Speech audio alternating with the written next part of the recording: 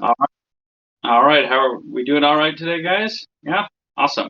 Well, usually when I am doing shows, people hear that there's a stand-up show and they assume it's comedy, and I have to tell them, no, I don't do comedy. I have a real job. I'm a wizard. Right. I'm a professional magician, which means I do strange things with my hands for cash. We'll get into that in a little bit. So the idea of the bits and pieces lecture is that what you're about to see is some bits and pieces from my professional show that I do all the time, everywhere, along with some very interesting pieces of card magic, some cool gimmicks, some cool ideas. But mostly what this is about is taking kind of older plots that we're all familiar with and sort of turning them on their heads, looking at them from a different perspective, finding ways to make them not just more fooling, but also more more practical, more interesting, and kind of give you as the performer more space to actually perform. So we're going to start off with something very simple. Um, I'm going to move the table back. By the way, I'm going to have to kind of shift around a few times to make sure you can see certain things. So I'm just going to move my table back a little bit here and come up front. There you go. Yeah. I hope you don't mind. Sorry, it's a little cramped in my one-bedroom apartment. Uh, so there was this author Alexander Den Heyer, is a Dutch author, and he was famous for saying, "The search does not end when we find the answer. The search becomes, or rather, the search ends when we become perfectly comfortable with not having an answer." And I think that's very interesting because people are naturally very it's the word that I'm looking for. People are naturally very curious creatures, right?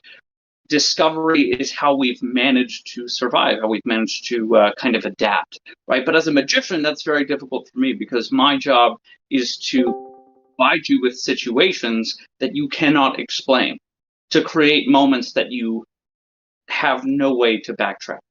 I'll give you an example. If I were to take this card and this pen, I were to draw an X on this card, like so. Yes? Everyone can see that? Perfect. And then I were to tell you moments later that I had done no such thing, that nothing had happened, you probably wouldn't believe me. Why? Well, you'd be likely to claim that you just saw me do it. Well, what if I could prove, beyond a shadow of a doubt, that everything you just saw was all in your head? What if I could prove that that pen never left my pocket? And what if I could prove that that X was never on that card?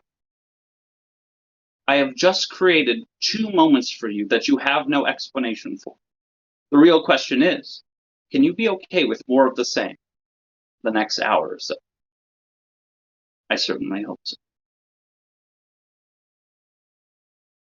Now, what I was thinking of doing, actually, you know what, I'm going to stay right here. What I was thinking of doing was, instead of doing the usual of performing everything and then breaking it all down, just to make it easier for you guys, I think I'm going to probably perform a few bits here and there and then explain it because there are some moments that have to exist in sequence for the show. I'll get into all of that. But before we do anything else, I'm going to try and read someone's mind. Now, I'm looking at my own screen, so I can't really see who's here. I need someone to just kind of, whoever's an admin, unmute somebody for this mind reading event. We can do that. Be great. Someone whose mind I can read. Uh, I'll do it. I mean, I don't know if I can't. Everybody's just kind of self-muted. So, That, all right. And what's your name, sir? Patrick.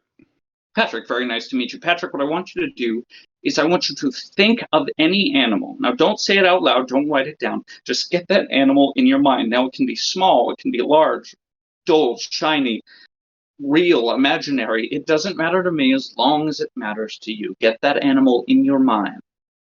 And I'm going to do what I do best and just pluck it out. Okay? Do you visualize it? Do you see it there in front of you as real as I am? Yes. Yes or no, Patrick, are you thinking of an orangutan? No. No. Damn. Just because I'm curious, what were you thinking? A raccoon. That's a good answer. That's a good answer, raccoon. And it's okay. It's all right. Yes, I'm a professional, but it's fine. You can't win them all. Oh, you laugh, but one of these days I'm gonna get it right, and that's when I can put it on that side. Zero. Well, that was a special day. Well, I'm going to try and redeem myself. I hope that's okay. Try and redeem myself. Do we have any readers? Readers here. Patrick, I guess you'll just have to speak for everybody since no one can be muted. I'm going to make a prediction here. Actually, no,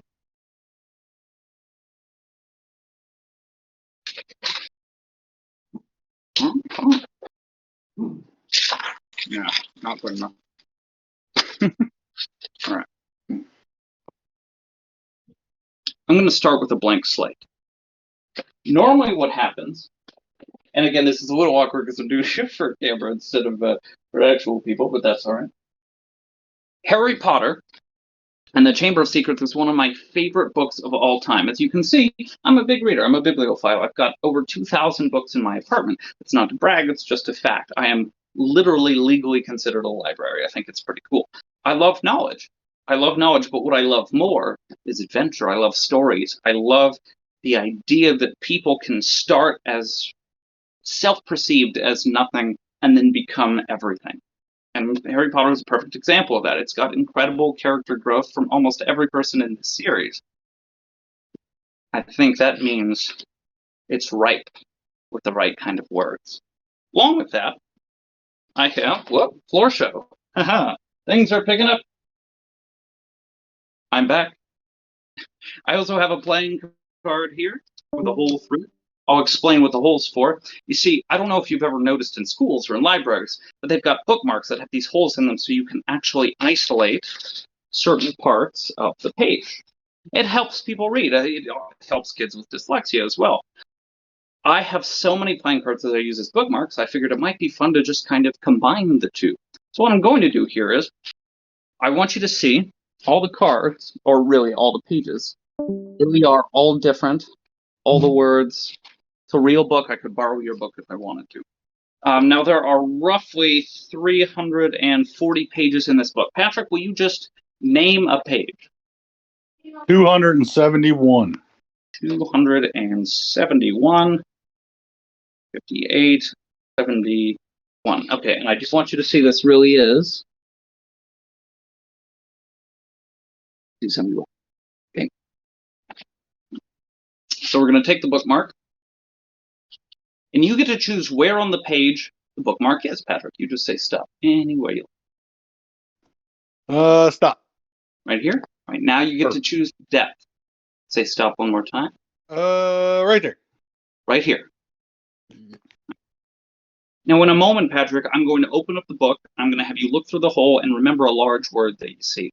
Now, because of the way the camera is, it's going to be mirrored, so I'll give you some extra time to look at it and remember it. But in any case, think about this for a second. Random book, random page, random spot, random depth. So if it's kind of a mess, right, whatever you look through the hole, if it's just a bunch of jumbled words and you can't really pick one out, let me know. We can start over. So, yeah. Sounds good. I'm going to try to get it. I'm not going to look. I just want you to pick out a word. Okay, I'm good. Okay. Is there any way that I could know where on the page it is or what the words are? Maybe if you memorize the whole book. It's possible. I'm not that good though. I want you to focus on that word. Okay? And I want you to create an image in your head, Patrick, that you associate with that word.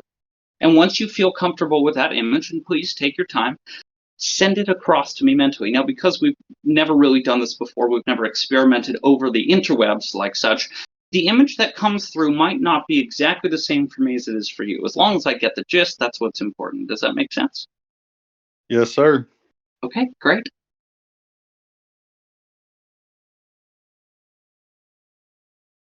Oh, Patrick. I'm getting a bit of a lusty vibe from you. Does that make sense?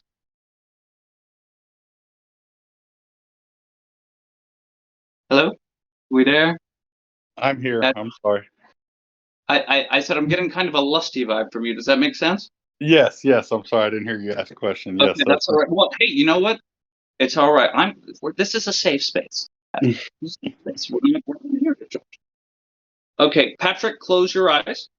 I can't see you, so I'm assuming you're doing what I ask. All right, this is the word.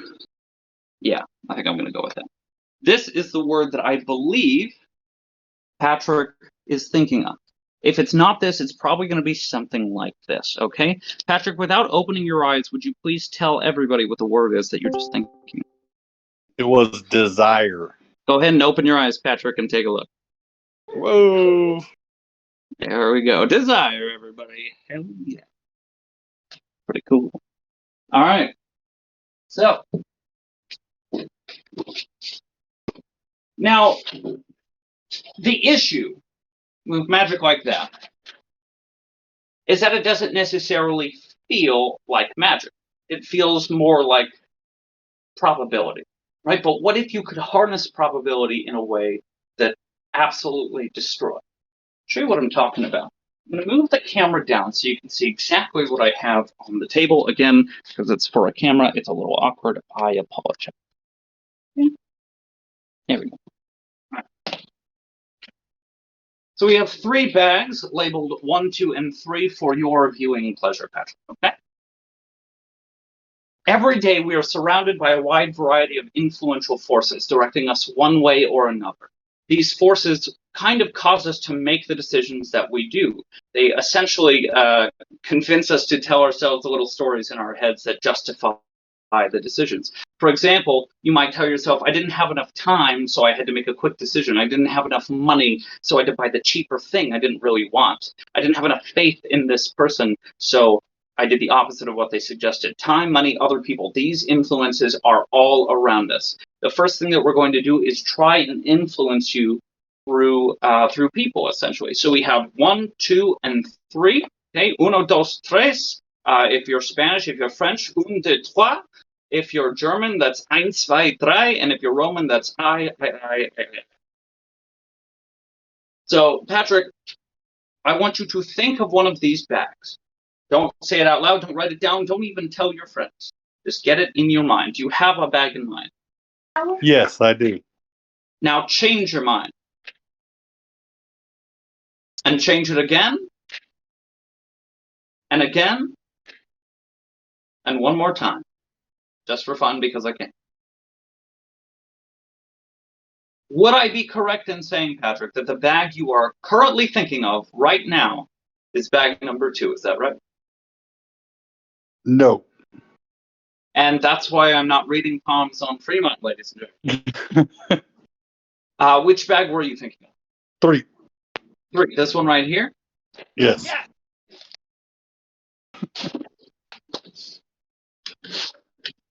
2 bags left, Patrick. See, that first time that was human influence. Now we're going to introduce time into the mix. I'm going to give you time to think about it. 10 seconds to be exact. We have 1 and 2. That's right. By the way, if you're wondering why I keep looking at the bags, it's because I have the memory of a goldfish. Okay. Yeah, 1 and 2. By the way, if you're wondering why I keep looking at the bags, it's because I have the memory of a goldfish. Patrick, I'm going to give you 10 seconds. We're all going to shout from 10 to 1. And when we get to 1, Patrick, you're going to shout out as loud as you can for everybody the number that you were just thinking of, whether that be 1 or 2. 10, 9, 8, 7, 6, 5, 4, 3, 2, 1. Shout the bag out loud. 1. 1. Perfect.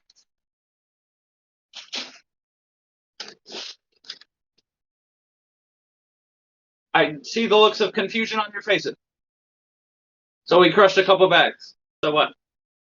Well, I gotta be honest with you, Patrick. I haven't been honest with you. You see, before the show started, I slipped something rather sinister amongst the bags, but I didn't tell you about it because I didn't want you to be biased. Remember, I told you there are influences everywhere, and I count as one of those influences. Imagine how your decisions might have changed had I told you about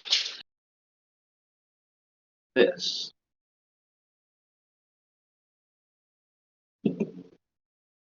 A shattered beer bottle. Thank you very much.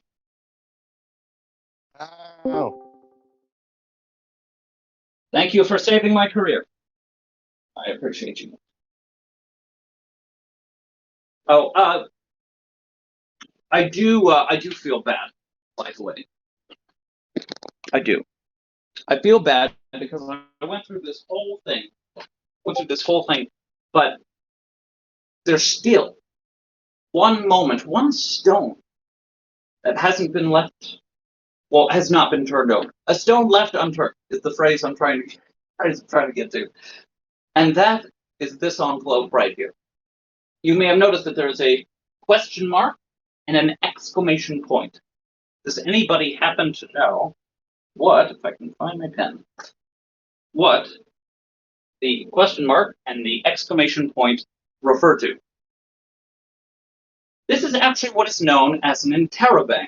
As a matter of fact, this is a sort of modernized version of an interrobang. The original interrobang was a question mark with an exclamation point in the center of it.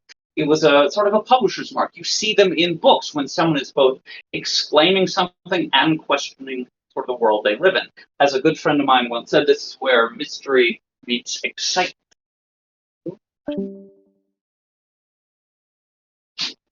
Wow. This has been here the whole time. I want you to see, and I'm going to try and get this close. Do you see something in there, Patrick? Yes, I do. What is it? I can't really tell what the hell it is. It looks like a piece of paper, maybe. I don't know. Card, maybe. Box of It's actually a playing card. It's a playing card. Now, if you were here, I would have you, hold your hands out, but I don't want to touch it. There we go. This, I do want you to see. I'm not going to cheat. Under the table, right there. It fell down. It is genuinely the same card. Do you remember earlier, Patrick, when I'm gonna try to keep this in frame. You remember earlier when I asked you to think of an animal and I got it wrong? Yes, I do. I felt really bad about that because, well, I got it wrong, and you probably were wondering, well, what about the animal? For the first time, what was the animal that you were thinking of? I thought it was an orangutan, but you had something else in mind, apparently. What was it? It was a raccoon. A raccoon. Look, that envelope has been here the entire time. This is the mystery, but this is the excitement.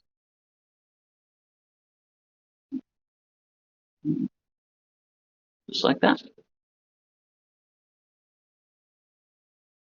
Yay. Right. I feel like I should be applauding. I'm sure it's weird to be quiet, but yay. Thank you. So there will be more performances of other things, but for right now, let's just break down everything that we just saw.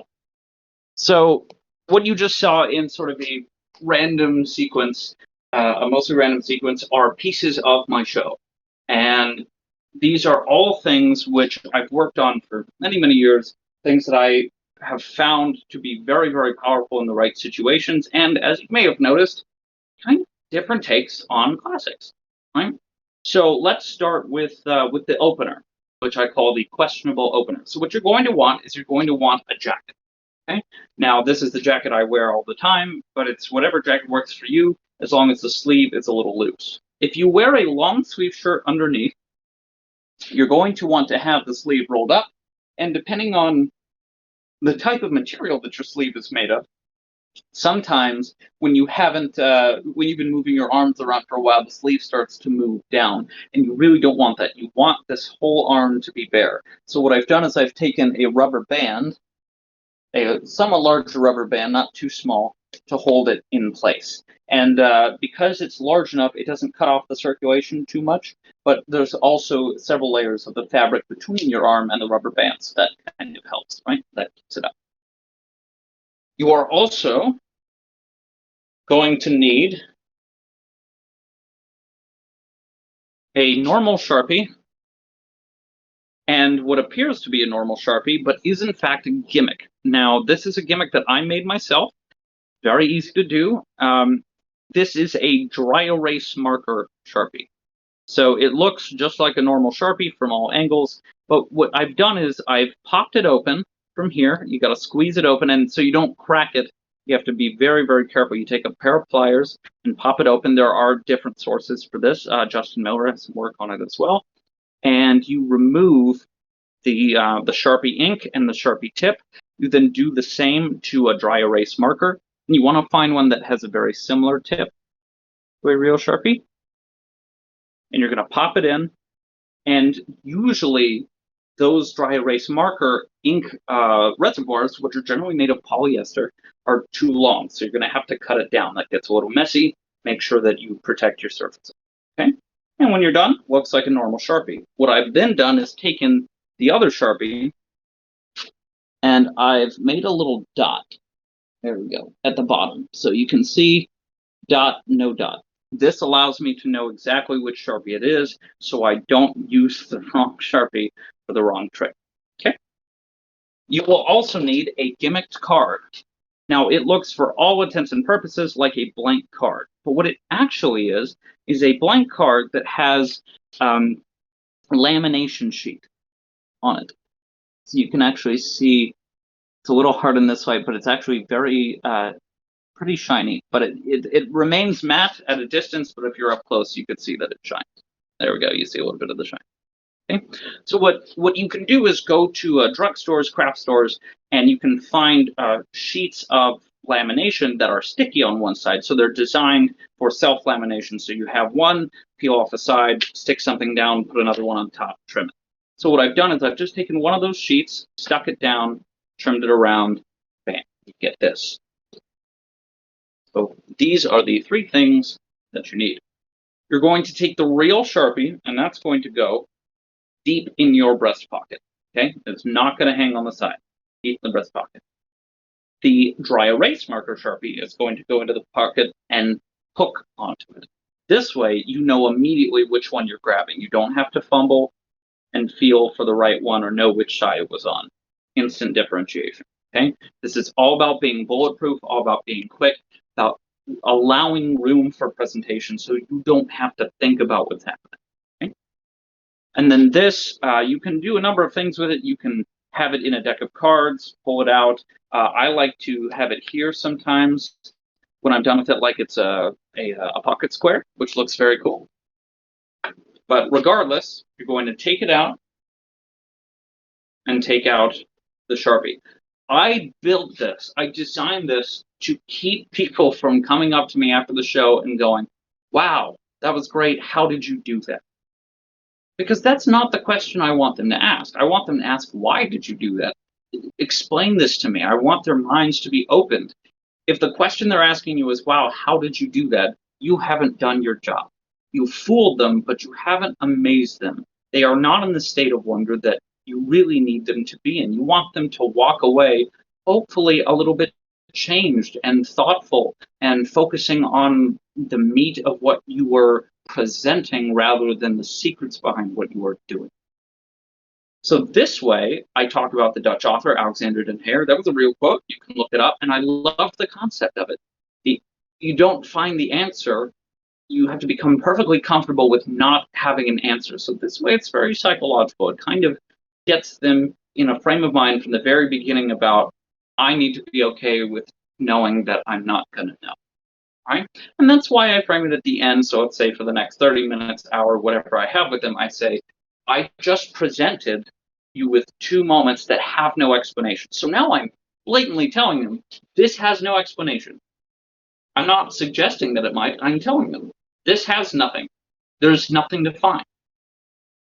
Can you be okay with that?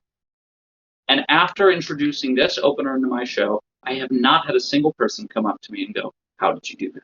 Like, I can't guarantee it's going to happen that way for you, but it's just something that I've observed over time works for me. Okay? So you're going to pull these out. You can talk about them. You're then going to uncap and you're going to draw an X in the center. Now, if you make it too big, the next move will be difficult for you. Not impossible, but difficult, and there will be more finger movement.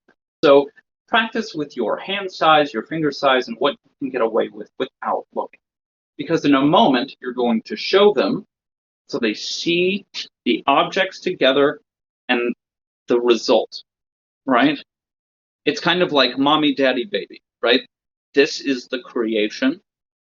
This is the trifecta. And now when you turn this card around, I generally find that if I hold it in a straddle grip like this, my thumb naturally rests on it, and without looking, I can wipe that X away. Okay?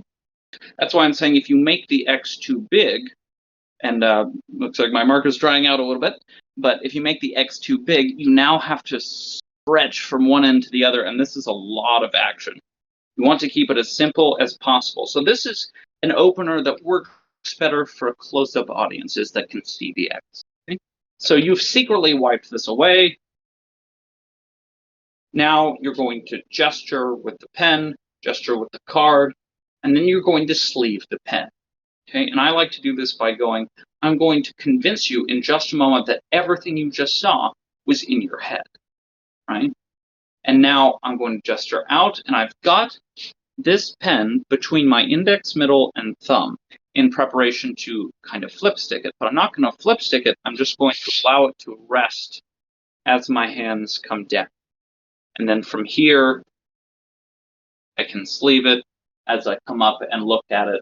And this moment is very surprising for people because they just saw this, and I said, what if I could prove to you that none of that just happened? What if I could prove to you that that pen never left my pocket? And so now when I'm up here, I want to make sure that this card is more towards my diaphragm, right? More towards my chest. I don't want to be anywhere near here. Just bam, it's gone. What if I told you? And then I look that it never left my pocket. And now I don't have to fight. There's nothing there for this to get caught on. There's nothing there for me to rummage around. It's just there it is. It's gone. It's there. So draw the X, see the X, wipe the X away, gesture for it, back. What if I told you that it never left my pocket? And now as this comes over, and it makes this arc, the card makes an opposite arc, right? This. So now they end in a neutral position, and I can turn this around, show the X is not even there. What this also does is it keeps the dry erase marker from leaving your sleeve, right? Because it's kind of in a locked position. That, bam, you're good to go. And now you can take this card, put it as your pocket square, put the Sharpie back in your pocket like that. And now when your hands come down to your sides, whenever you're ready, the marker leaves, drops into your hand.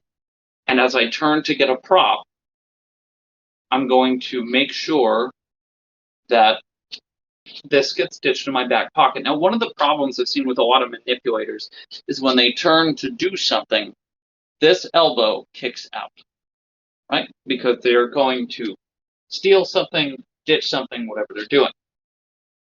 What I want is to avoid this by, instead of kicking the elbow back, I kick it out, right? Like I'm putting my hand on my hip. Now this way, there's nothing. I'm in position, and I can ditch this, but there's nothing to see. I'm ready to go. Does anybody have any questions? Hey, yeah, I think there was one in the chat that said, in the question for the lecture, said, may you please show the packaging for the dry erase material you use to apply to the card? Yeah. Yeah, actually, I have it. Let me go grab it.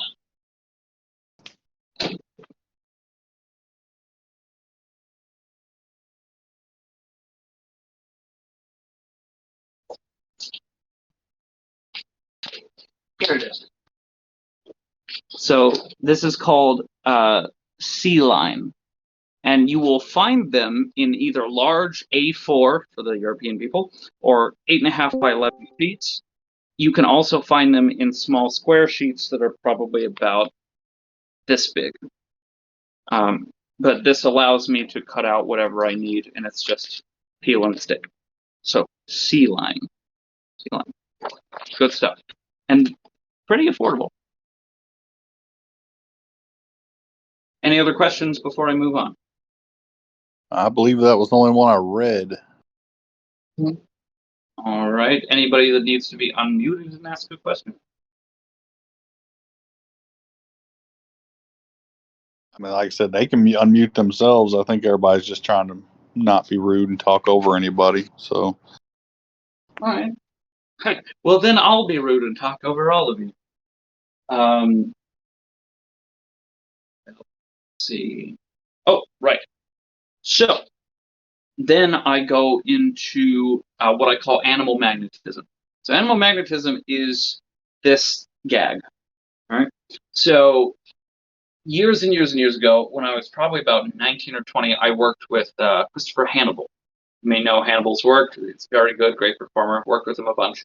And he had this bit that he used to do, especially in close-up shows, because we all get those questions, right? We all get the guy or the comments, right? Can you make my wife disappear? Watch your wallet around that guy.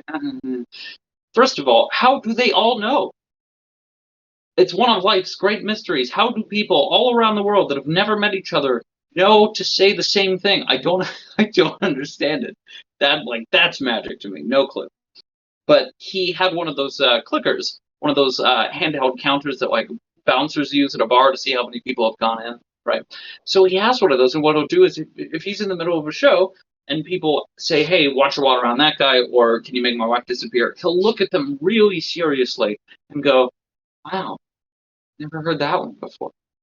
And then he'll reach into his pocket, pull out the counter, and just go click and put it back into his pocket. It's wonderful. It's a great gag. So I was talking to him about it once, and he told me about this idea that he had where he thought it would be funny to, on the inside of his jacket, have a whiteboard with a bunch of tick marks on it to do the same kind of thing. He says, I've never done it. I just thought it might be fun. And that gave me the idea, and it evolved into this. So what this gag is I've taken cardstock. Now, these are very old. I've used them for years and years and years. They'll probably need to be replaced at some point. But it's cardstock, and then I've printed out the phrase times I got it wrong, and I've made a crap ton of tick marks almost all the way to the end, but I don't quite finish it out. And then I have one which is all blank except for one mark. Now, there are some things on the back. Don't worry about that. That's for something else. But what I've done is I've stapled another piece of cardstock to the center of the back. What this does is this allows me to take it in and out of any jacket I want at any time. It just slips right in. So now I can open it up, show it, bam, and at any point, take it out, put it away. Okay? Now, originally, I was just doing this as a gag, where I would say, I want you to think of any animal, it's small, large, shiny, dull, whatever. Do you have the animal in mind? Yes, and I really build it up, really build it up, really build it up. Yes or no, are you thinking of an orangutan? And I specifically chose orangutan because it's a silly sounding name. It's a silly word, and no one ever thinks of an orangutan. As a matter of fact, I've had one person ever, and that was like 2 weeks ago. For the first time in years, I had someone actually go, yes, that's exactly what I was thinking of. And I was like, I am a god. You may now touch me. I am just the best, right? You don't have to go far past that. It's done. It's over, right? But besides that one lucky moment, it's never happened. And I do that on purpose. So now I go, really? Right? And I've got these hanging on the inside. I say, really? That's just because I'm curious, what were you thinking of? And they tell me. So let's say, Patrick, name a different animal. So let's say you were thinking of what? a deer. A deer. Deer, wow. That's a good choice. And then I never talk about it again. I don't mention it. I just hear it from you once. deer. And I go, oh, that's very interesting. I don't keep saying a deer, a deer, a deer. I don't want people to remember that he said it. Okay? A deer, that's really interesting. Well, and then I take the Sharpie out of my pocket, the real one, and I go, wow, that's, well, I guess you can't win them all. Then I turn to the side and I pop it open. And I just let it sit for a second, and people laugh their asses off. This is very funny. And then I pretend to make a mark, and you can see it's kind of messed up because I did actually mark by accident, but it doesn't matter. Nobody ever sees it or cares. I just make a mark. Sometimes I just pantomime it. Then I go, you laugh, but one of these days I'm going to get it right, and that's when I can put it on this side. This is part of what Christopher's didn't have. His was just, you make a joke, I'm going to make a mark. This is, I got it wrong, a joke has emerged from this, and it's evolving. All right? So now, ha ha ha, it's funny, and I have a single mark, and I go, that was a good day. And so now at the end, when I get the animal name right, this is justified. If it was all blank, it feels really degrading to me, right? Because this is funny, but having one victory makes me look a little more professional. I know it sounds stupid, but having nothing makes me look like an idiot. Having one makes me look like maybe I'm on my way to knowing what I'm doing, right? And therefore, it's more sympathetic. So that's the gag, but it's important. Now, we get to the mind reading with the clipboard. I always have a ton of sheets of white paper. I always use white paper because black on white, super easy to see any distance. Pretty standard. But here's what I'm going to do. Before the show, I'm going to take a blank face card, although in this case I have double blank, but it doesn't really matter. I'll explain why. And I'm going to fold it in half. So because I hold the clipboard like this so that the clip is on my left-hand side, I'm going to fold this over to the left and then down. That. Okay, and I'm not going to go back and forth with it. It's literally just fold over, fold down. Nice and creased. I'm going to open it up, and I'm going to place it under the clip, like this. What's nice is, because it's white on white, it's not immediate. If you happen to accidentally flash the face, it's not immediately noticeable. So this is ready on my table, ready to go, face down so they can't see the card. I'm going to pick this up. I'm going to take my Sharpie out of my pocket, and I'm going to write the name of your animal here. As I say, I'm going to make a prediction. Now, one of the things that I do is I'm writing small, but I'm going to move my elbow back and forth like I'm writing big. Okay? So I'm going to write small and then keep moving my hand even though nothing's happening. Okay? And then I'll look at it like it's not quite right.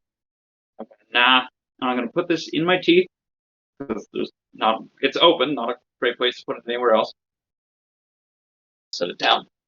And I'm going to hold this card in place, and I'm going to take this blank sheet, pull it off, and crumple it up. Now, there is another use that you can do where it's not going to be a blank sheet. We'll talk about that. But for now, bam, gets tossed off to the side. So now it looks like I chose to write something, not, I'm frustrated with it. It didn't work. Bam. Now I've justified writing anything, but now they think it doesn't matter. I'm going to set this down again. Now I'm going to perform a book test. Now you can do any book test you like. It does not matter.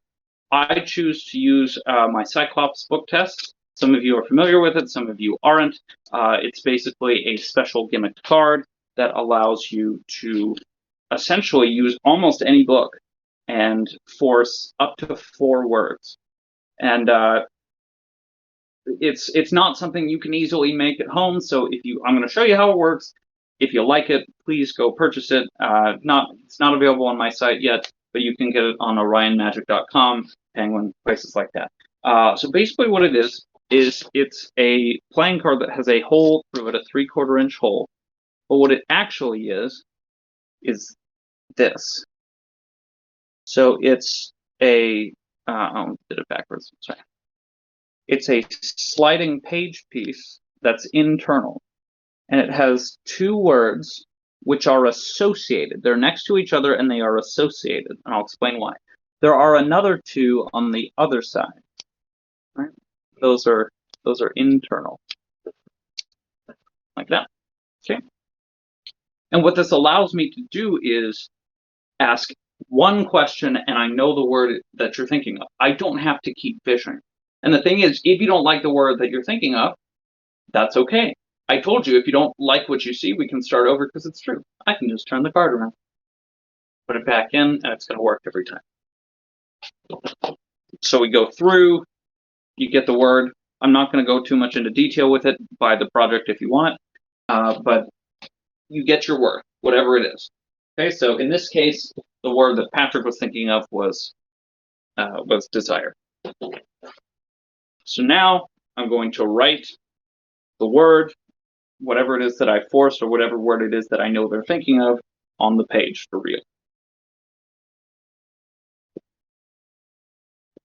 And I have them close their eyes. I do this on purpose because I like the idea of being able to show everybody first and say, I've committed to this decision before they see it. So now when everyone else reacts, they get excited. Because Nate Leipzig used to do this by proxy on a stage. He would perform card magic for 3 or 4 people on stage, and their reactions would kind of translate to the rest of the audience. The audience would react because they're reacting. This is the opposite of that. The audience reacts, the person on stage is excited to see what's going on. You could also do it the other way, where you have them look and they freak out, these people freak out, and then you show them. I never do it that way. I prefer the audience first because I like the suspense of letting everyone else in on it first, and then they get it. So I write the word, and now I'm going to cap the pen, but notice what I do. My hand is holding this clipboard, right? So capping this pen will be very difficult to do. So I have to like press it against my hand to lock it in, which means now my hand is justified for being down in this corner. So I'm going to lock it in, and now my thumb is going to gently open the clip while my pinky keeps the pages here. And I'm going to slip the card out from here. And because it's pre-folded, it's very easy to just fold it in my hand. And now this card and the pen go into my pocket. So now your eyes are closed. Everyone, this is the word that I think they're thinking of. And now this is super clean. I'm clean. I'm done. I have the word that I need. I'm way ahead of him or her, whoever it is. I'm way ahead of them because I have their animal ready to go. I'm golden, right? And I say for the first time, what was without opening your eyes, what was the word you were thinking of? Oh, it was desire. It was whatever. And they freak out. Here it is. Bam. And you're good to go. And that's how you can reveal it. Now, if you are using Cyclops, or a form of book test where you have multiple words that it could be, when you are initially writing the animal name on the card, you can write one of the other possible words on the page, on the ball that you wrap up and toss away. So now, and it's a very old idea, I think it's a Max Maven idea to have the paper ball as an out. So if you get the word wrong, you've got that one. So that's one way of doing it. Do we have any questions so far? We need to go over anything. What was your creative, like in creating Cyclops? I'm sorry, it's a little hard to hear you. One more time. What was your creative process in making Cyclops? Oh, that came about because there are a number of book test methods. Osterland's worked on this. Banachek had one with a ring. Steve Valentine has a DVD project with playing cards that have like flaps and pieces on them. The issue is there are either a bunch of words that you have to remember, or the things that you have are not particularly examinable, or it's awkward. I wanted this to be as fair and free as possible. And so I thought to myself, okay, I remember seeing those bookmarks with the holes through them with the little windows. I thought that was really interesting. So I thought, oh, what if I have a piece like a flap behind the window? And then I found out somebody had already done that. And I love making gimmicks that have internal mechanisms. And I thought, oh, what if I just build one where it's internal? And I did. And that's how it came out. And so it's what I normally do is I'll have a duplicate of the Cyclops gimmick that has the hole punched through it. So I can put the gimmick away and then go, oh, actually, you can keep this as a souvenir if you like. And now it's a totally normal card. And any thought they might have had that the card is weird or the book is weird, if it's their own book, then it's automatically suspicion on the card. No problem. There it is. And now they've got they've got nothing to walk. So yeah, that was the process. Just trying to streamline what already existed in a way that's quick, practical, easy to do. Also, what was the process of like publishing your Magic Trick Life? For Cyclops in particular, or just any? You could, yeah, Cyclops in particular, but like just in general. Well, you gotta understand. I've been creating magic since I was 13 years old, and obviously it's not all good. Some of it I think is great. Some of it is garbage, absolutely terrible. But the thing is, I would submit to companies over and over and over and over and over again. Nobody ever wanted anything I came up with. Nobody, nothing. And it was really disheartening because I thought, is it that that's not the kind of thing they want right now? Am I not creative enough? Is it just not worth it? And then I realized the problem was that I was trying to create for other magicians. So I stopped doing that. And now I only create stuff that I would use and that I do and that I think is fun and interesting. And it was only then that certain companies like Orion Magic Productions and Magic Shop San Diego and a few other ones went, oh, that's cool. I like that. Tell me more. Because they recognize that it's practical and it's workable, and I didn't have to fight people on it. And the process was very simple. Really, it's more like, okay, what is it that you're trying to, what is it that you have? Oh, this is what I've got. Okay, great. Is there any way that it could be made better? Maybe let's work on it. Collaboration, collaboration, collaboration. Okay, we have ended with a product that we are proud of, that we both agree we think the community would like. All right, and how do we want to present it to people? What is it capable of? And then you just workshop it. The thing about releasing magic is trying to do it on your own is hard. It's hard. I know that because I have a website of magic that I've created. And I'll be honest, I don't get a lot of sales. I wish I did. But, and it's disheartening because it's like, well, do people not like what I come up with? But I keep getting people going, we love your stuff. And I go, well, why don't you buy it? It's because I created it for me, and it's not to everybody's taste. And that's okay. That's okay. So if you're going to create magic, if you're going to try and release magic, make it something you want, something you would do, something you are comfortable with. Because you can tell, and I know all of you can. I know you can tell when you see a trailer for something and you go, that looks sick. But the person performing it, or maybe when you buy it, the person teaching it, doesn't feel all that comfortable with it. Maybe because it's a cash grab, because it's just something to push out there that magicians will snatch up because they don't know better or whatever. Don't be that guy. Create magic because you love magic.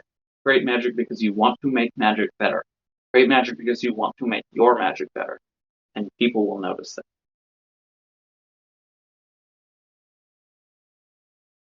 Any other questions before I move on?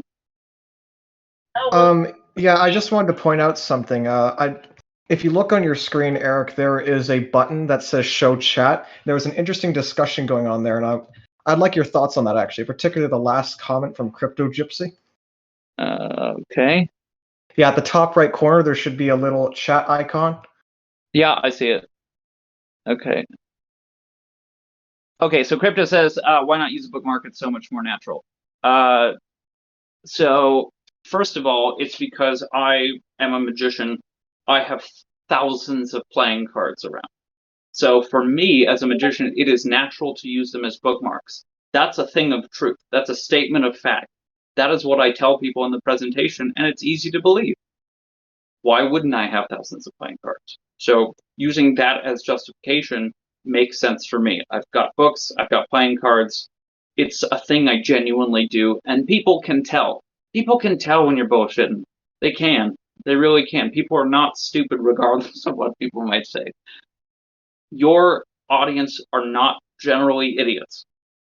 If you are faking and you're just coming up with some crap story to justify what you're doing, people can tell. So that's why I use the bookmark playing card instead of an actual bookmark. Secondly, what's up with the question asked while writing the word fishing? Yes. So, are you asking that because you don't know what fishing is? To clarify, fishing is a way of getting information, generally by asking a series of questions that give you small pieces of information at a time, leading to what you are looking for, i.e. what they are thinking of.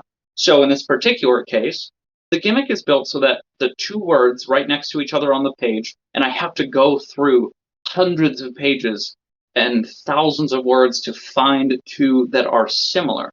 So in this case, that gimmick on that particular side, the two words are desire and emotions. So desire is like a form of emotion, but it's not the same thing. So if I say, oh, I'm getting kind of a lusty vibe from you, does that make sense? That is one question. And if they say no, I know they're thinking of emotions because desire is automatically associated with love and lust and passion, right? I need to ask one question and I know what word they're thinking of. And it works 99.999% of the time. Occasionally you'll get someone that's hard to read, but if you've been doing magic or mentalism long enough, you know how to get yourself out of that. The problem with a lot of mentalism, and any of you guys out there that have done it long enough know, fishing can get boring and take too long and feel like you're doing what you're doing, which is desperately seeking an answer. And I don't want to do that. I told you, everything that I create has a reason. Everything is built in a way to be efficient and quick and practical. So I don't have to think about it. That's why it's made that way. And that's what an example of fishing. So then let's see here. A bookmark is so magician. Fishing between desire and emotion. Yeah, there we go. So for example, on the other side of the gimmick, the words are habits and ability. So ability is very often associated with building good habits, right? So again, two very similar words, and you can go into a whole script about that. These gimmicks I make by hand are all different.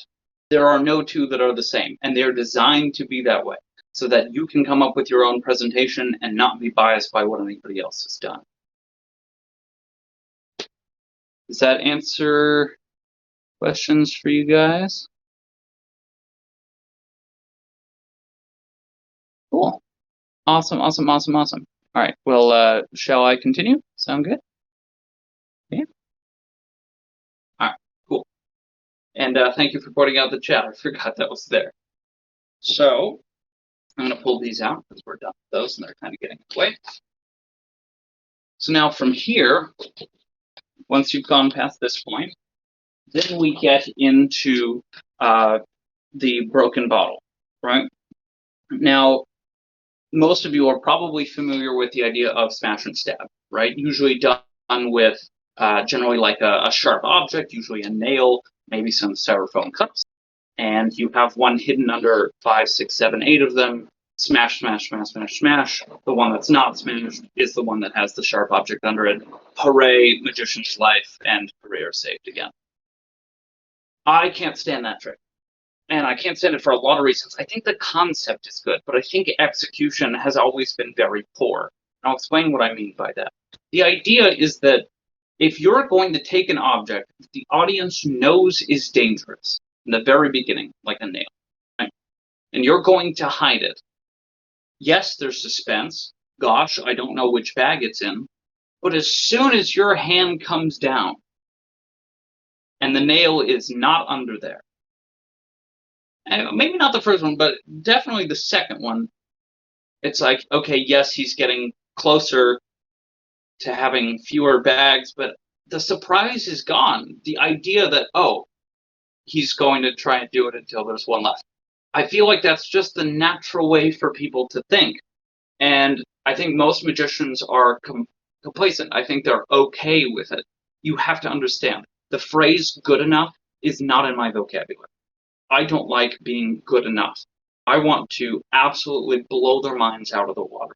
And I want to do it in a way that provides them with as much mystery and suspense as possible. Because the idea of surprise, that is a gift. That is a gift that we are able to give to people. That's why, like, a surprise birthday party. Surprise! Oh, wow, I didn't know this was coming. That's crazy. That's cool. I feel good about this. If I take that away from you, even for a split second, if I break that moment of possibility, you risk trivializing the entire performance.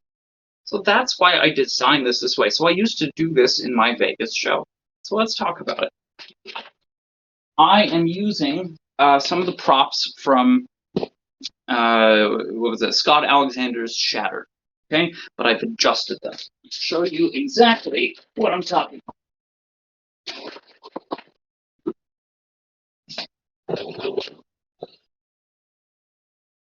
So I'm not going to fully expose this because I'm not allowed to. It's not my place. I'm allowed to describe it in the book that I'm working on, but I'll basically just go into really quick why this is the way it is. I start with the 3 bags, and that's it. There's no context. There's no understanding. It's just 3 numbered bags, objects of focus. Now, if I started with the broken bottle and hit it in the bags, and I started smashing the bags, yes, it's dangerous, but now they're worried for you, and it's not amazing. So instead, I start with the bags, and I talk about the different degrees of influence, the different things that influence us every day, time, money, other people, which is all true. And I allow them that first opportunity. Just think of one. Just think of one. Just don't tell it to me. Now change your mind and change your mind, and they'll bounce back and forth. Most people will end on bag number 2, which is why I ask about it. But if they don't, it's okay because they didn't know what was coming, right? So I go, oh, well, that's why I'm not raiding Ponce of Fremont. What were you thinking of, right? And it's not a loss. It's just me asking a question. Were you thinking of number 2? Yes or no? And there's no weight behind it. It doesn't mean you look less professional for getting it wrong, right? Because you're just asking a question. Then you come down on the one they say. All right, now I'll give you time. And when the whole audience is 10, 9, 8, and I have clock sounds ticking behind, right? 10, 9, there's this suspense, suspense, suspense, and this thrill. Bam, you come down, and that sound, that smack, with no understanding behind it, just me being a wild man. Bam! It's exciting for people. Now I've got one left. And you've had all this buildup, all this tension, and then you release that tension by going, I see the looks on your faces.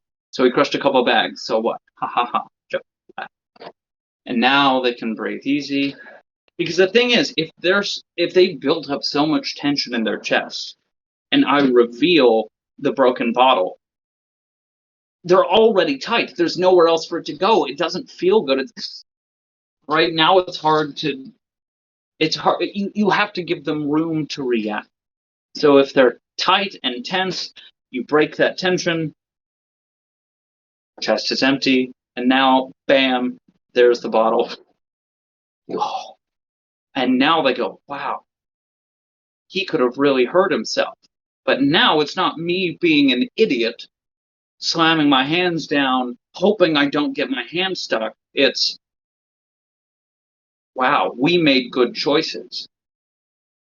And there you go. And it's so much more suspenseful. It's so much more powerful when they don't know what's coming. Okay? So that's Broken Bottle. Anybody have any questions about that?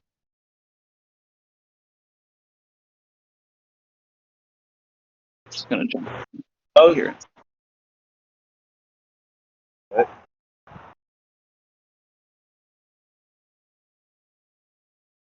Let's see. All right. Does it end differently if they did think of 2? If I say, "Are the bag you're thinking of, is that number 2?" and they say yes, you accept that applause because now it looks like you just nailed it. And also, this is adaptable for different presentations. So I use 1, 2, 3 in pretty much every show that I do. But I just did Christmas show, and so I replaced the numbers with pictures of objects. So I had like a Christmas tree and an ornament and a present. And I talked about the Grinch, and the Grinch stole some of my things. What do you think he stole? Oh, I thought he stole the ornament. That's exactly right. Bam, what do you think he stole? I think he stole the present. Exactly. And then I stole something back. He took my things, so I took his trash. You know, what does he love more than anything else besides himself? Garbage. He loves garbage. And now this is garbage and not a dangerous object. So you can definitely spin it to what makes sense for you. Just have to stop and really think about the way that you want your audience to perceive the show and what the theme is. Okay. Any other questions before I move on? No? Okay. We shall move on. So,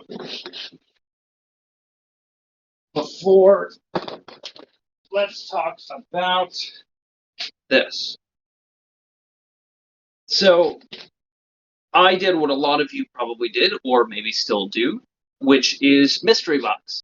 Right? The idea of a folded card in an impossible location. Tons of work has been done on this. John Miranda, Dave Regal, the Clarity Box. Many people have existed. The Kennedy Box, hundreds of versions. But my biggest problem with all of these things is that every single time the card has to be dumped into your hand, or if you use, I think the one that John Miranda was working on, I think it was John, where you pull it out of the box and there's a flap that moves, or like even Danny Garcia's with the mint box, you have to take it out. The audience can't handle it until you give it to them, right? Or until you reveal it. And I always thought that was really unfair. And most of the time we tend to put like question marks on things. This is the mystery, this is the suspense, this is the interesting thing that we might get to, this is the prediction.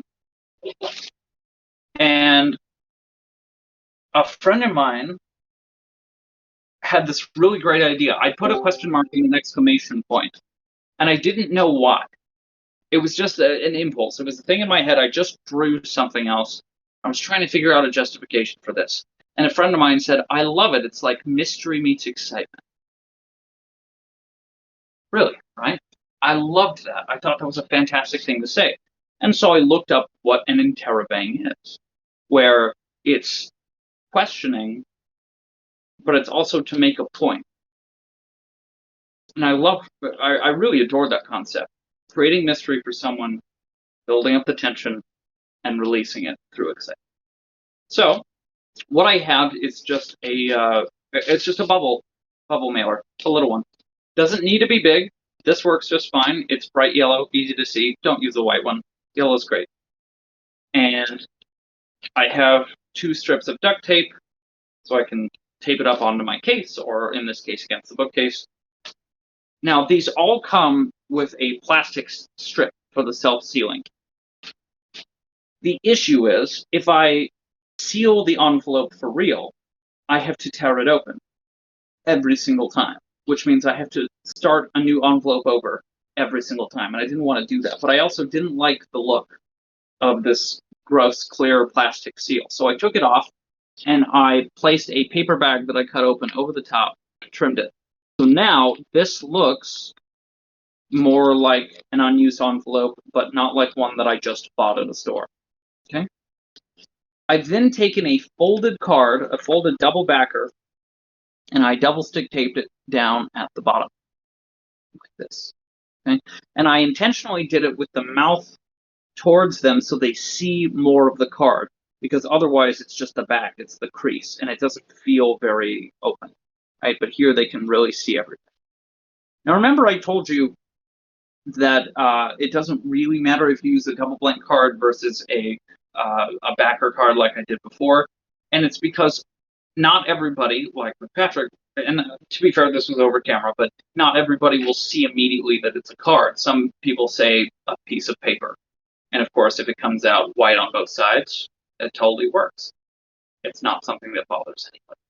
See a card, and here's the idea: this is taped against the case, against the wall, whatever. It's ready to go. I bring attention to it at the end of the show, because the biggest issue with doing the animal magnetism gag was that there was no closure for that person. It was just a joke. You think of an animal and I get it wrong, and now I get a joke.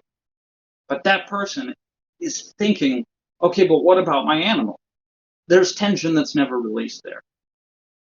Thus, the card. So now I'm going to reach into my pocket and I'm going to palm the folded card, and I'm going to grab the pen at the same time. And now the pen is justified because this is what I'm gesturing with. Come over here, like a yardstick on a blackboard, right? Boop, boop, boop.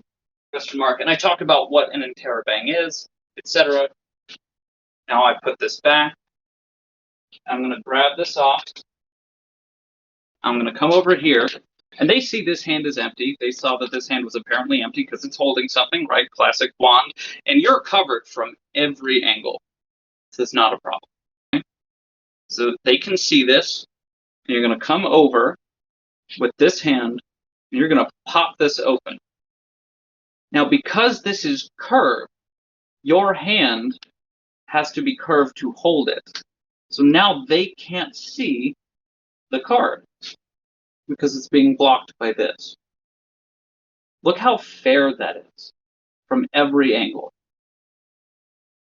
What is inside? Oh, it's a playing card. Now you're going to close this, and the folded card is going to go right behind, like this. And you're going to hold it at the side, like so.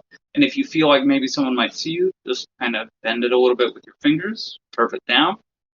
Say, hold out your hands for me. This solves the problem, because before you had to dump things out, but now when you squeeze to pop this open, you just drop the card. Now I'll that one a little over to the side. Sorry about that. There we go. Look how real that looks. It looks like it just came out, and now this is totally flat, and it doesn't matter anymore. And you can just toss that to the side, and this card falls right into their hands. As far as they're concerned, they are the only ones to have touched this. There is no middleman. There's no dump in a box. Here, you take it. I don't want to touch it. You just did. You had to do everything. If there was a moment that they were going to be suspicious of you, it was right now. I hated the idea of mystery box because while it is a good concept, if you're going to do something on the on beat, why that? Why that? So this way, bam, you drop and you back up and you're done. And you say, now you remember earlier when I was getting you to think of an animal and I got it wrong. I didn't hear what, excuse me, my brain is not working right now. You were thinking of an animal, but I got it wrong. What was the animal that you were thinking for the first time? Would you say it out loud for us? And it's been so long. It's been literally the length of the show, 30 minutes, 45 minutes, an hour. No one will remember that they said anything at the beginning. And just, oh, it's deer. And now they open it up and they see it says deer and they freak out. So these people freak out. Now you get that Nate Leipzig circle around and the animal is there. It's a hell of a closer because it provides closure. It's a closer. Pretty cool. So that's it for most of the, let's see where we're at. So that is it for the show pieces. Do we have any questions before I move on to the couple little things that I wanted to do to close out? Yes, I have one question. Yeah. Would you ever consider putting that phrase you just said, closer on a t-shirt? I might be persuaded. Let me check the chat here, see what people are saying. I can't hear Matt King without not that you have a knockoff McDonald's. Don't know what you guys are on about. Okay. All right, looks like we don't have any questions there. All right. So let's move on to some of the few of the more fun things. I want to make sure everybody can see this. Yes? Everyone can see it. Take the pack. Can you give it a shake? Like this. Watch. That's all it takes.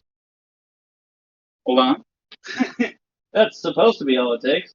There we go. I'm back. There we go. Watch the deck.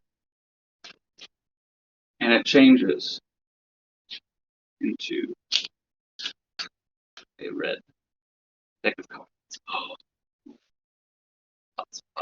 lots. So this is something that I call butterfly box. It's a lot of fun. So I like the idea of color changing boxes. There are many of them. Usually flaps and elastic and magnets and all sorts of stuff. I wanted to be able to do one with one hand that does not require a flap, or at least not one that we're familiar with, that feels very, very fair. So this is butterfly box. So what it is I chose to go from blue to red. You can do whatever. So you have a main body, which is a red box, and then you have a blue edge and a blue front. Okay?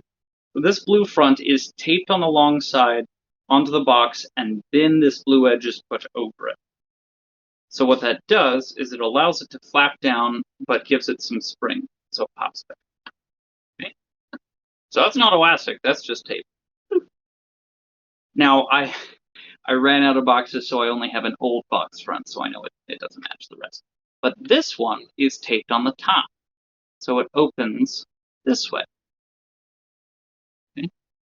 So essentially what's happening is, as I shake, this is opening down, this is opening out. There we go. This is springing back in, and this is coming over the top of it. So it's down, out, like that, out, close, and back. Like a butterfly knife. That's the name. So you can show what appears to be a full blue box, because it's just the edge, and of course the bottom is neutral. Right? So you can show it very fairly. I like to hold it here so that this doesn't pop up too much. Take it, shake down, so it flaps open, shake out, close, back. And now you can rotate it, because the dirty edge right here, you can rotate it, and now it's red, red, red all the way around every flap. Now it's just this edge that you have to hide, and of course you pull the deck out, set the box down, nobody's going to care. You're good to go, and you're ready to move on. So again,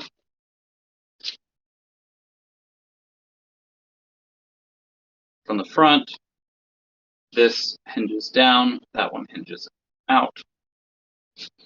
So you display it, fine, and shakes and changes. Good to go. Do we have any questions? Yes, I have one question. But before I ask that question, I just want to say that is a brilliant method for a color changing box. Thank you. Really, like that's one of the most clever methods I've ever seen. And second, on the topic of color changing cards or boxes, how would you normally go about introducing that? In what context would you introduce that effect of the box or cards changing color? Well, you can do it a couple different ways. obviously this is more of an opening effect, right? Where you pull out the pack of cards and you go, oh, you grab the wrong deck. I meant to grab the red one. Well, I'm a magician, and then you can shake it. Bam, it changes. You can also do it as a transposition. So you could have like maybe another box with a shell that you put somewhere, or a box with a flap. So what you can do is you can show, say, the butterfly box with or whatever, whatever gimmick you've got, say a red and a blue, and then you let the flap, assuming, let's say it's an elastic flap, right? Bam, so it changes to red, but they don't notice it because all the focus is here, changes to blue, and now that's over there where you go, you know what, actually I'd prefer the blue deck instead, and now the red one's over here. So now you've solved a problem. Because that's one of the biggest issues. A lot of Magic is visual for the sake of the visual, right? It doesn't actually do anything that matters. You may remember the film Robots, right, from years like early 2000s, where Big Weld's company, the phrase was "see a need, fill a need," right? So one of the best ways to create magic is to try and find a need and fill it.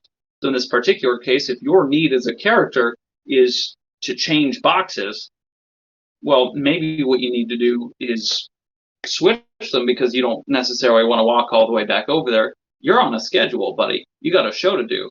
You don't want to say, hold on 1 second, set it down, grab another one, because that's boring. That takes up time. Don't worry.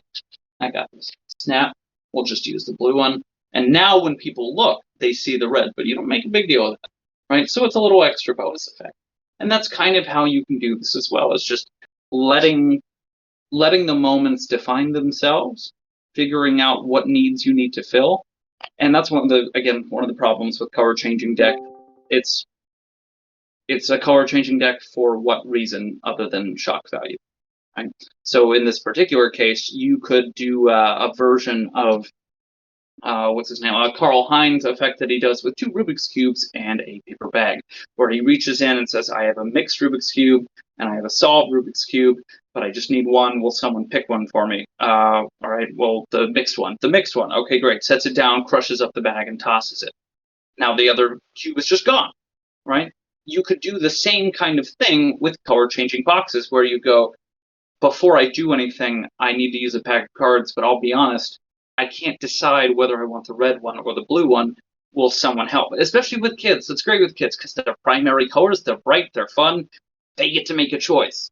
What should I do? The blue, the red? Oh, you little Timmy, what do you think I should use? The red one. The red one, okay, great. And now you crush it up and you toss it. Kids may not necessarily realize anything happened, but all the adults will. Right? And you've solved a problem for you as a character. Not every problem needs to be provided by the audience.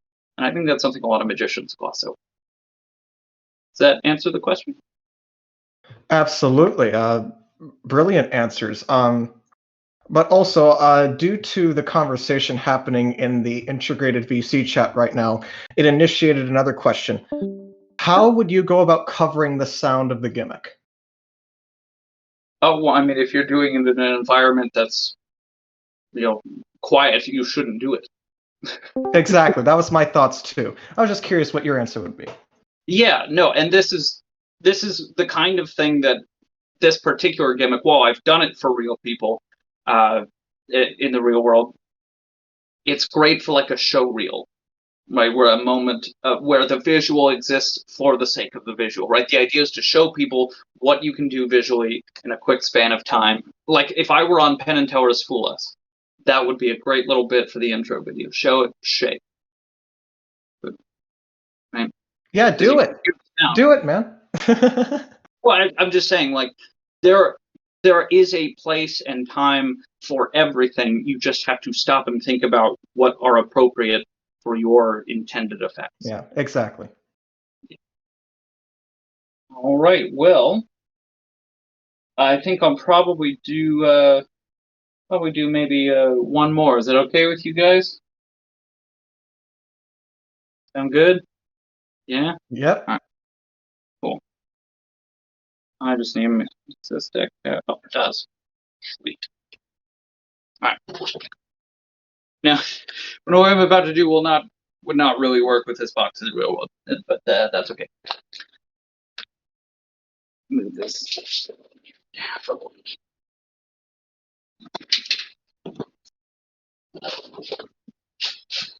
Make sure everybody can see this. So we're going to need a couple of cards which are similar but not the same. So maybe if we do something like that, a couple of jokers will work just fine. We'll get back to those. In the meantime, I'd like you all to see that this deck is genuinely shuffle and genuinely cut. That deck's going to stay right there. Patrick, if you will, I want you to imagine that you have 3 cards in front of you, okay? 3 cards. We'll just say that the court cards are already pictures. It's easy to visualize. You got Jack, Queen, King, okay? Jack, Queen, King. In your mind, imagine taking 2 of those cards and pushing them forward. Will you do that for me? All right, I got them pushed away. Yeah, which 2 cards did you push forward in your head? The Jack and the King. The Jack and the King, and that was your choice, yes? Absolutely. All right, now take one of those 2, the Jack or the King, completely up to you, and imagine pulling it back towards you. All right. Okay, which is that? Yeah. Believe that'd be the King. Okay, have I touched the deck? No. May I touch it now? Yeah, touch away. Thanks. So I'm just waiting for the day when someone goes, nah. Hasn't happened yet, but I'm not really prepared for that. There are 2 ways of finding the kings. First way is, actually, you know what? Really quick, I'm going to turn down the. I have a dimmer in the living room. It's a little bright, and I don't want the white balance to mess with the cards. I want you to be able to see what's going on. All right. Pardon me. So there are 2 ways of finding the kings. First way is looking for them. Second way is considerably more difficult, but considerably more impressive, so I opt for that route. First one's probably somewhere around right there. That's King of Spades. Second one, you have to rub the first one off to find it, like this. Do you see it happening right there? No? Let me bring it into your spectrum of vision. So that's a heart and a club. In order to find the third one, we have to use the first 2. Tell me, Patrick, have you ever seen a card melt through a pack of cards before? No. Now, well, I'll let you see exactly what that looks like. When you wave your hand, one card appears between the other 2. If I did it right, and frankly, I always do, that's the King of Diamonds. Now, a lot of people think I need the rest of the deck to find the last king, and I don't. I just need 3 cards, 2 hands, and a little bit of imagination. Watch. Up it comes. Down it goes. It's 1, 2.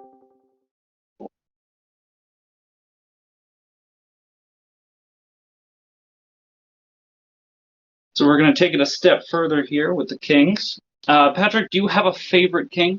Just curious. I do. The Jack of King. I mean, the King of Diamonds. The King of Diamonds. So out of all the kings, you prefer the diamond. Yes.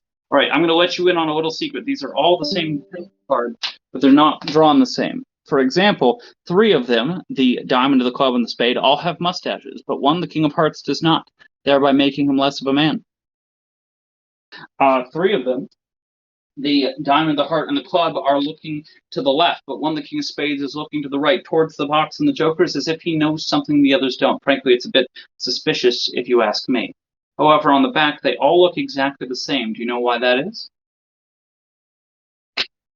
So when you're playing a card game, you can't tell what the cards are. You can't cheat, right? So you have same back, different face, same back, different face, etc. I'm not going to patronize you. You get it. So if you were here, I'd have you check out the box and the jokers. And I do want you to see they are just jokers, and there is nothing in the box. And again, this would be a regular box, not the butterfly. So we're going to place kings into the box. We'll get back to them. In the meantime, the jokers are going to help us figure out exactly which king it was that you named. Now, they have terrible hearing, so they have no clue what you said, but they do have fantastic vision. Okay. Now, normally, if you were here, I'd have you put these between your hands. But you're not here. So I'll just set them down here for right now. Patrick, would you like to see this visibly? Actually, I'll move them. Make sure you can see. Yeah, there we go. It's in frame. Visibly or invisibly? Visibly. Visibly. Thank you. I appreciate you. See, in every pack of cards, there are 4 of every card. There's a spade, a heart, a diamond, and a club. But you named the diamond, if I remember right? Yes. Yeah. Watch, you'll actually see the moment. See, that's a spade, that's a club, and that's a heart. The diamond looks like it's gone, but it's not. It's just invisible. Sorry, I had to cheat a little. You'll actually see 1 card appears in between the jokers you've had in your hands the whole time, and that, of course, is King Diamond.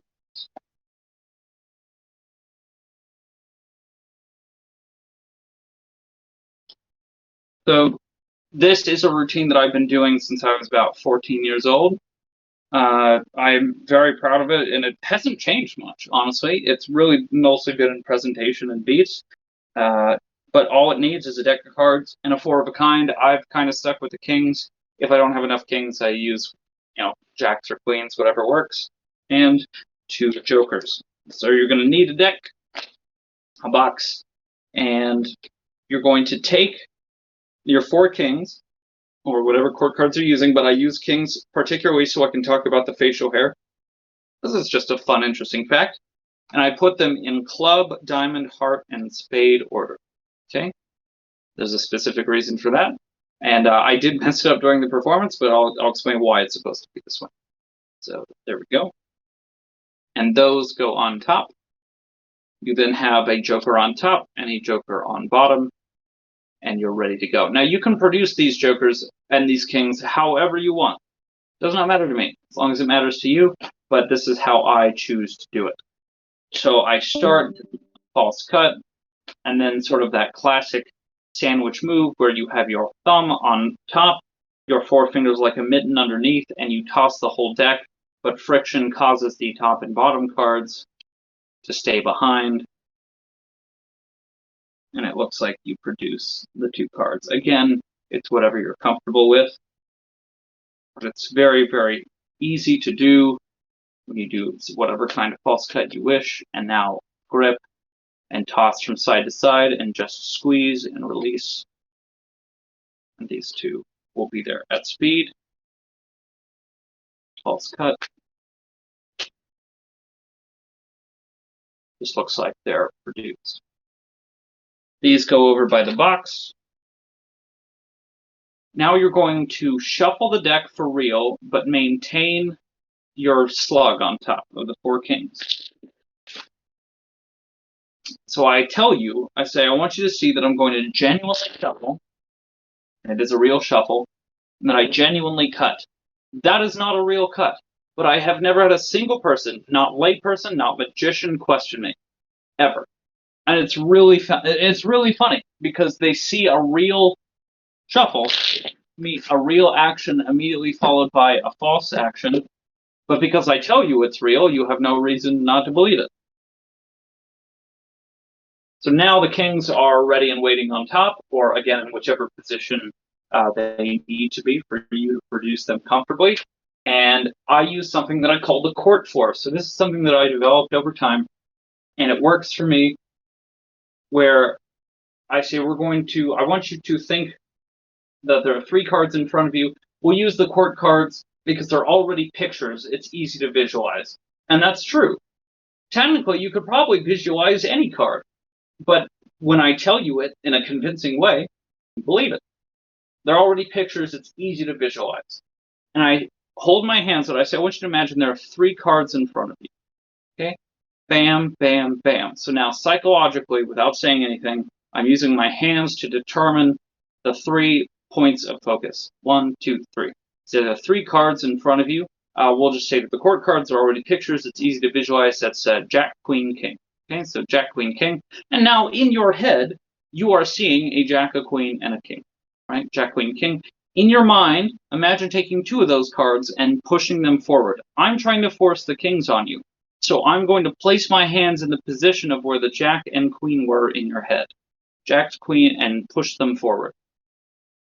Now, best case scenario, I say, now, which two did you push forward? Jacks and queens. So you left the king on the table. Is that true? Yes. I'm not saying now that means you chose the kings, right? Or any of that other equivocate crap. Just you left the kings on the table. Is that true? And it is in their head, right?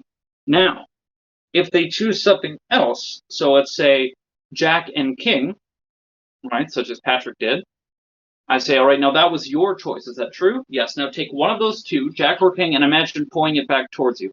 If you did this for real, the problem is that the queen would still be there with a physical card, and now if you pulled the king back, now you have a queen and a king, and you have to try and get yourself out of that situation.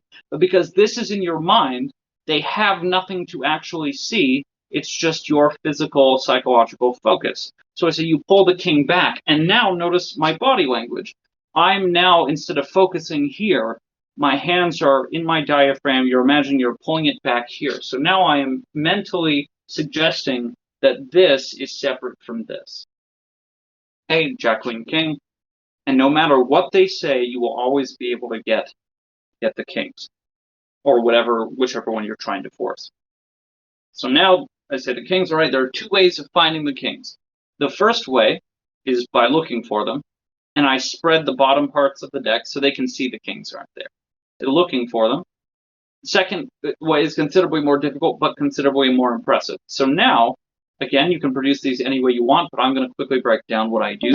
We'll move forward here. I'm going to do a false cut, followed by Louis Simonoff's flippant move. So I'm going to get a break under this card, the top card, and I'm going to move my hand from its position in the air down. And the air is going to rush in. It's going to hinge off my thumb and fall. So you get this really nice production. This is not an up and down thing. It is one position and down. All right. Gregory Wilson actually suggests keeping your hand in one spot so you can practice it. Okay. Just boom, down. Now you're going to push that off and get a break under your second card. Now, because my hand is turning, it's very easy for me to get a break because I'm pointing at it and it's already done. You can use a pinky break as well, whatever you're comfy with. So that's the first one. In order to find the second one, so now I'm setting the king on top and I've got a break under 2. I'm going to do a KM move. I'm going to pick up the double, and then as I apparently rub this off, my fingers are going to pull the bottom card out from underneath it. So I'm essentially taking this card and reversing it. So you're here, underneath, like this. And then I start rubbing again, and I say, it happens when you rub it off right here. Do you see it happening? So now there's less focus on what my hand is doing here, and all the focus is right here. Right here, did you see it happening? No? Well, let me bring it into your spectrum of vision. So I'm going to take this card, I'm going to bend it. It's being bent between my middle and my thumb with my index behind, and I'm going to let it flick off of this pack in my hand as I turn the hand up.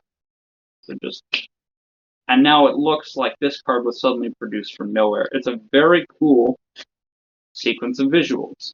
Here, bam, there's the first one. Right? Second one, you have to rub off. Right here, do you see it happening? Right there? No? Oh, pop and floor show! Haha! I'm back. From outer space! Okay, sorry. Anyway, man. And now I push this off so I can show. And I like putting it on my fingertips, giving it a little extension. It's just pretty. So now I say, look, that's a diamond, and I have a break under the third card. Diamond and a club. Now I'm going to do a classic sandwich loading move. So I'm going to slide the top card off as I have my double. And load it underneath as I show it. I'm going to set the bottom king on top of the deck. I'm going to use my index finger, and remember not to flash this, be careful which way you're turning, to pull the king back until there's about a third of the card showing. Now I'm going to place this double down so that you essentially have a T. Okay. Now this is going to take a little bit to just feel what's right. And you're going to want to pull this king up just a little, so there's a little edge of that card. And you're essentially going to do Kevin Ho's inverse impulse, but instead of vanishing a card or changing a card, you're going to produce a card. So I have my finger here, and as I wave in front, I'm just going to push that card up. Okay, so again, pull back, set down, and it's produced. It's a very stunning moment. Don't fly by this. Give them a second to let it sink in. Pick up, out jog that middle card. Now this is a red king, but do not let them see this yet, because in a moment you're going to show it as a black king. You're going to get a break under the last king, which is on top of the deck. You're going to pull it out from between the two. Now you have the two cards squared with a break. And this is probably the toughest part of the whole thing. You're going to show the two, slip them into the break, let go, and then use these two to move the double over. It's hard to do initially to get them flipped over without separating. But over time, and I've literally done this thousands of times. But what's nice is you don't want to just let this drop square, because then you have to get a break again. What you want to do is make sure that when it falls down, it falls onto your thumb. So now you can reach out, grip, use your index finger here, and it will pop it up. Like this. So again, two cards underneath, flip over, land, regrip, and it'll pop it up. This double is going to go over the top of these two cards, so you're going to slide them into the break and pinch. So now it should look for all the world like three cards. Get spread on the table, or set in someone's hands if there isn't a table. Going to show. Now you're going to grab two cards as one and count 1, 2, 3. Okay, so again, 3 cards, flip them over, pretend to pick it up, toss, and then I just pick them up and let them drop. And it's this really nice dropping motion where it almost feels like something just appeared. And then this is the display.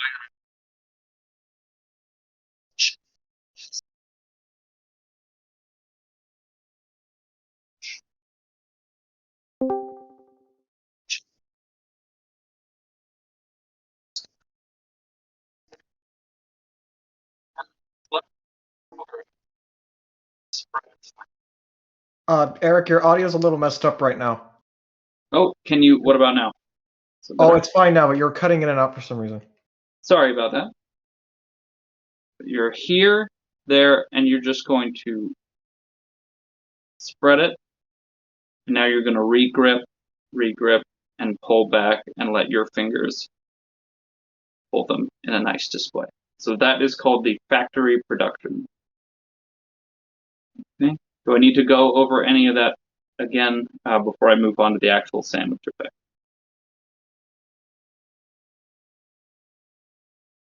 No. Okay. I have it recorded, so somebody should be able to rewatch later if they have to. So now you're going to separate the kings into their respective colors. This is very important in just a moment. So you say, do you have a favorite king? Whatever they choose, that king goes on top with its mate underneath it. So let's say you said diamond. I say out of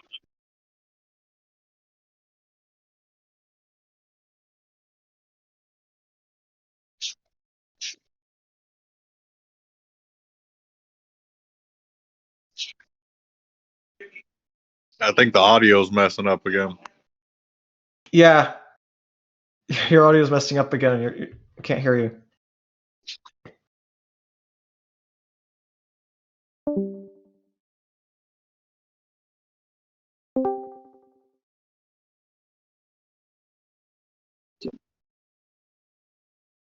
There we go. Is that better? Yeah. Yeah? Okay. So you're here. What is your favorite king? Get it to the top, making sure the mate is underneath it. And I like to point out the facial hair, all that. It's just a fun little detail most people don't pay attention to. I'm then going to put the kings face down on top of the deck and spread through, taking the 4 and showing them one more time as I go through the deck to show all the cards are different, but also saying, do you know why they're all the same on the back? So you can't tell what the cards are, right? You can't cheat. Now I'm going to push these off and grip them in biddle grip, like so. So my thumb is on the back, index finger here, middle finger here. Okay. I say same back, display, different face. Push this card, same back, different face. Same back, different face. And now this one is going to be pushed but have a break. Okay. Like so. And now I'm going to gesture at the box and the jokers. And as I do that, I'm going to deposit the selected king on top of the deck and set the deck down. They're checking out the jokers. They're making sure the box is normal. And now I'm going to quickly flash the kings as I put them back in the box. That is why you need the mate card, because they're used to seeing their king of a certain color on the face. And so now you flash briefly, and they'll assume it's their own card. Shake, give it to someone, set it on the table, whatever works. You are now going to, again, sandwich load this card between the jokers. Now, you can do it the standard way, but I developed another way, which is a little flashier, but a little more deceptive. So you can show, and I haven't done it in a little while, but you can show the jokers, right? You can show the faces and the backs, and the card is between them. So what's happening is I'm showing the jokers, and I'm displaying them at this bit of an odd angle, like so. So now I'm going to point, show the face, show the back. I'm going to squeeze and pull this card out. And it's going to go underneath in this space and load itself between the jokers as they flip over on top of the deck. So it's this very nice, I like the jokers, but I think the back design is really pretty, and it's already there. Well, that's an option. That's an option. But regardless, it needs to be sandwiched between the two. Deck goes down, and this goes in between their hands. If you have no choice, put it on the table, but please put it in between their hands. We all know magic that happens in their hands is more powerful than magic that happens in our own, right? So it goes here. So that is in their hands now, and I ask somebody, would you like to see this visibly or invisibly? Which is kind of a trick question because it's a bit of both, but it makes them feel like they're a part of it, visibly or invisibly. So now I'm going to open the box, grab all the cards, and I'm going to use the corner of the cards to hold the box open as I squeeze it so they can see there's nothing inside. Drop the box down. I'm going to do a slightly adjusted false count. So you could do an Elm's Way or something like that, but really what I do is I grip it in biddle, take my opposite hand, come over, I'm going to count 1, okay? And notice how it's not just me doing this and back. It's this deep, almost perpendicular rotation, right? 1, now I'm going to come under, load it back, take a single, 2, and now I'm going to come up and count without coming underneath, 3 and 4. So 1, 2, 3, 4. And it feels incredibly fair. But what's really cool about this is that doing this count also 1, 2, 3, 4 also now puts the cards in alternating color position. So when you show there are only 3, you can very neatly display 2 of the same color, alternating color in between, drop it, they open their hands, and they see one card has appeared in between, and you say, I don't want to touch anything, you turn it over, you show them, and they see the card has appeared in their hand. And that is it. That is called a very dynamic sandwich with the factory production. My camera's a little weird. But anyway, ladies and gents, that will be my lecture for this evening. Some professional working material, some fun gimmick stuff, everything practical, workable stuff that I've done a long time. I wish I could show you everything, but we just don't have time for that. So thank you so much for attending my lecture. I hope you learned something. If you have any more questions for me, now is the time to ask them, because it's very hot in this suit. So, hey. Thank you, Mr. Eric Stevens, the 2-time back-to-back winning hot rod using champion and international magician superstar. I have a I have a question here. Yes, you random person that I've never seen or met before. Oh, absolutely. Yeah, I don't know. We have no correlation whatsoever. What is that suit? I want to know what that suit is. This is a suit from Express. I'll bring it in real close. See. Oh, nice. Is it from Panda Express or is it from AliExpress? No, it's just Express. Ooh, so not even the precursors. I like that. Yeah, that'd look nice on a close-up pad. It would. Maybe when the suit is old and worn out, I will cut it and turn it into a close-up pad. That's a great idea. My second question is, I'm coming in late, so what happened?